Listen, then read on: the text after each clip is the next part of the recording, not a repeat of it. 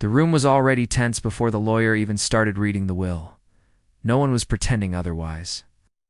My family sat around the long table like they were waiting for something they had already decided the outcome of. Something predictable, something controlled, something that didn't include me.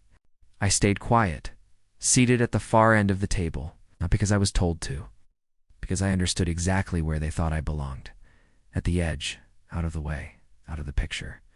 My older brother Daniel leaned back in his chair, arms crossed, completely relaxed, confident, like a man who had already won before the game even started.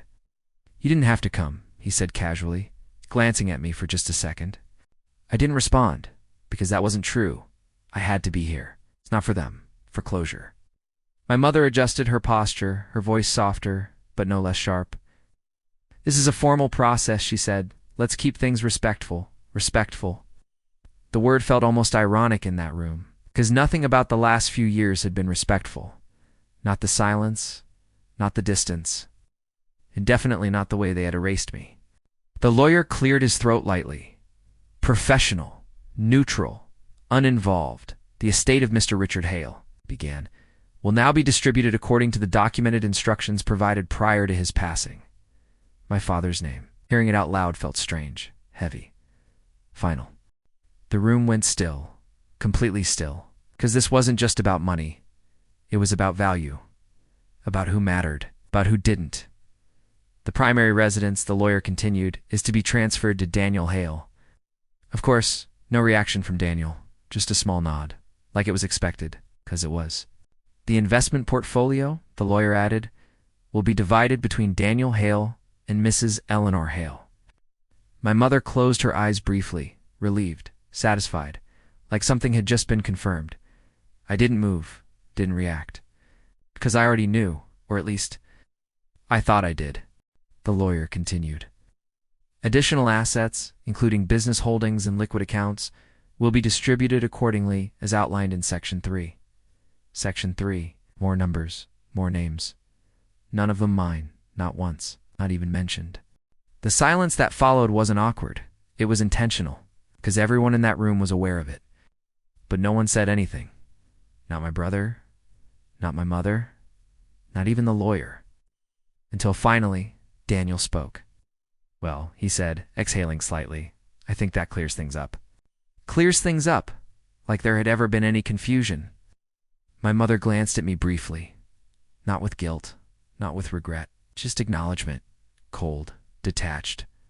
"This is what your father wanted," she said. I nodded once, slowly, because arguing wouldn't change anything. "Not here, not now." "Understood," I replied. And for a moment, that was it. The process was over. The decision was made. I had been removed, completely, cleanly, deliberately, exactly how they intended. The lawyer began organizing his papers, closing the file, preparing to end the meeting. But then he paused, just slightly, his hand resting on one final page. "I should note," he said carefully, "there is an additional clause." The room shifted, subtle but real. Daniel frowned slightly. "What kind of clause?" The lawyer didn't answer immediately. Instead, he looked directly at me, and for the first time since this started, something changed. "Final," he said. Right. The word final didn't just sit in the room. It shifted it. It's like something unfinished had just been reopened. Daniel leaned forward slightly, his relaxed posture tightening for the first time. "What does that mean?" he asked. The lawyer didn't rush, didn't react to the impatience. He simply adjusted the last page in front of him, smoothing it out with deliberate care. "It means," he said calmly, "that there is an additional instruction attached to the estate." My mother frowned. "That wasn't mentioned before." The lawyer replied evenly. "It was not meant to be." That answer didn't help. If anything, it made things worse, because now it felt intentional. It's hidden, designed. Daniel glanced at my mother briefly, then back at the lawyer. "Just read it," he said. "Let's finish this." Finish, that word mattered. Because he still thought this was already over. The lawyer nodded once, then looked down at the document. But before he spoke, he paused again. Longer this time, not hesitation. Preparation, and when he finally spoke, his tone had changed. Less procedural, more precise. As stated by the deceased, he began, "This clause is to be read only after all primary distributions have been acknowledged." Acknowledged. That explained the timing. The silence. The order. My mother shifted slightly in her seat. "I don't understand why you will," the lawyer said calmly, then continued. "This clause pertains specifically to the conditions under which the estate remains valid." Conditions. That word landed differently, heavier, because conditions mean change. They mean something can be reversed.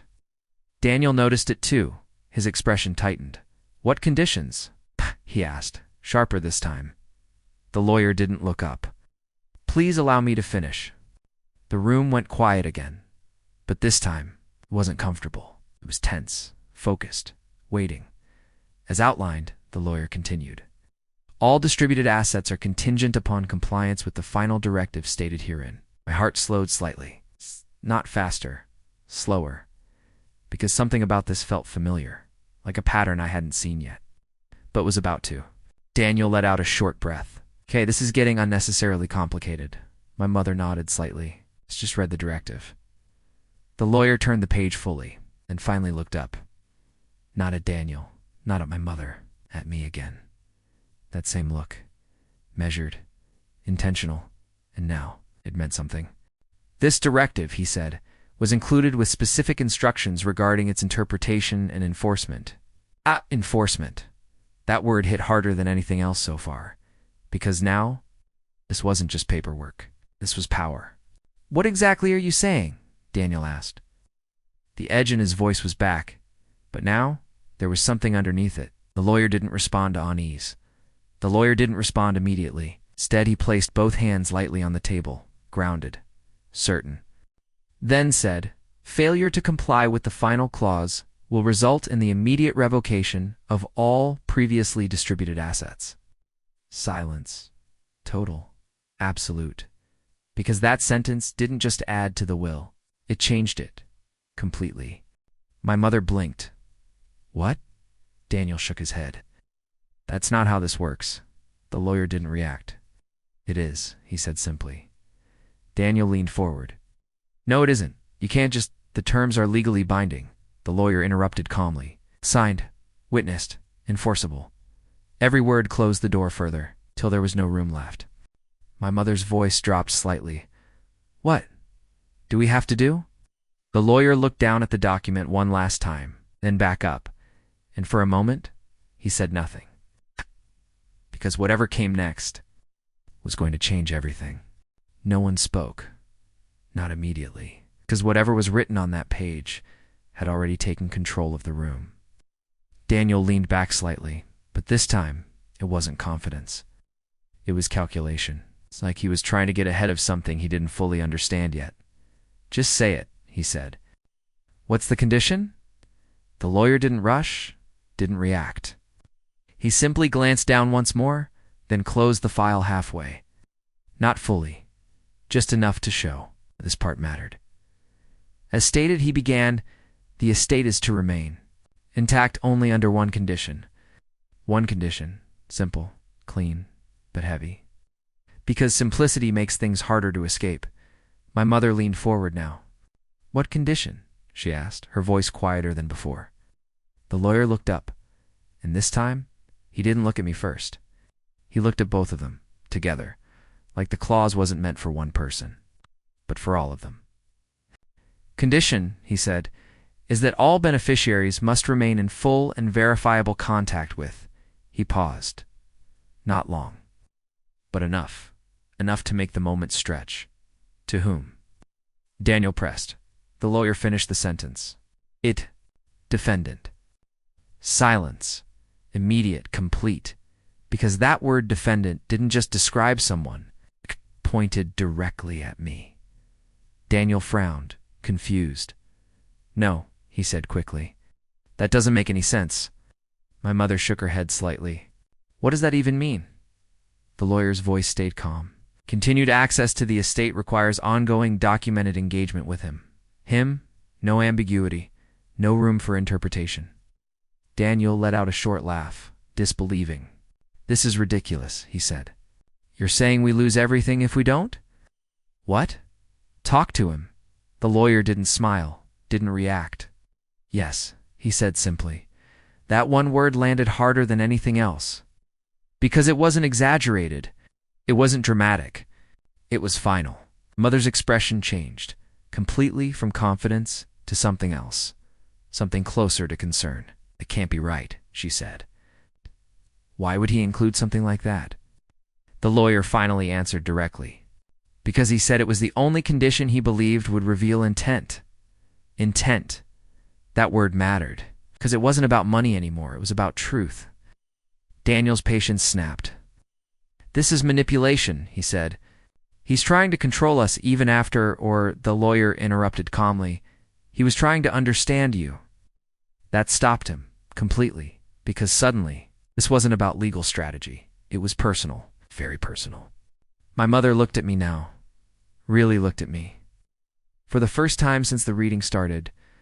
What does this mean? She asked quietly. I didn't answer, because I didn't need to. The clause had already done it. Daniel stood up suddenly. This is pointless, he said. We're not playing along with some condition just to keep what's already ours. The lawyer's expression didn't change. Then you should be prepared for the consequences. Daniel froze, halfway through turning away. What consequences? He asked. The lawyer opened the file again, fully this time, placed it flat on the table. Revocation, he said, the word echoed. Not loud, but heavy. Because now, there was no misunderstanding left, no gray area, no way to ignore it. Everything they thought they had just received was already at risk. And for the first time, they realized something. They didn't just cut me out, they made themselves. Dependent on me. The silence that followed wasn't confusion anymore. It was realization, slow, heavy, unavoidable. Daniel didn't sit back down. He just stood there, staring at the document, like if he looked long enough, it would change. It in my mother's hands were still on the table, but now they weren't. Steady. They trembled slightly. What does engagement mean? She asked quietly. The lawyer didn't hesitate. It means consistent, voluntary communication, he said. Documented, verified, ongoing. That word mattered, because this wasn't a one-time requirement. It was continuous, you're saying. She started, then stopped. Because saying it out loud would make it real. Daniel finished. It for her. We have to stay in contact with him, he said, his voice flat. The lawyer nodded once. Yes. Daniel let out a sharp breath. And if we don't? The answer came without pause. You lose everything, final. Absolute. No loopholes. No negotiation. The room felt smaller, tighter, like the walls had moved in without anyone noticing. My mother looked at me again. Not cold this time. Not distant. Different. Like she was seeing something she hadn't before. Or maybe someone. This was his decision, she asked. The lawyer answered calmly. It was. A long silence followed. Not empty. Full. Because now, every choice they had made was coming back all at once. Daniel shook his head slowly. This is insane, he said. He's forcing us to. No, the lawyer interrupted quietly. Daniel stopped. He's not forcing you to do anything, the lawyer continued. He gave you a choice. Choice. Simple. Clear. Stay connected. Or lose everything. Daniel laughed. But there was no humor in it. So what? We just pretend nothing happened, he said. We act like he's part of the family again. No one answered, because that question didn't have an easy answer. My mother's voice was softer now, almost careful. It doesn't say we have to pretend, she said. It says we have to try. Try.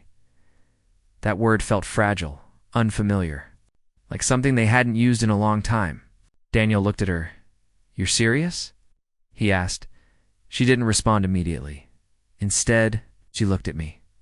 Fully, no distance, no judgment, just waiting.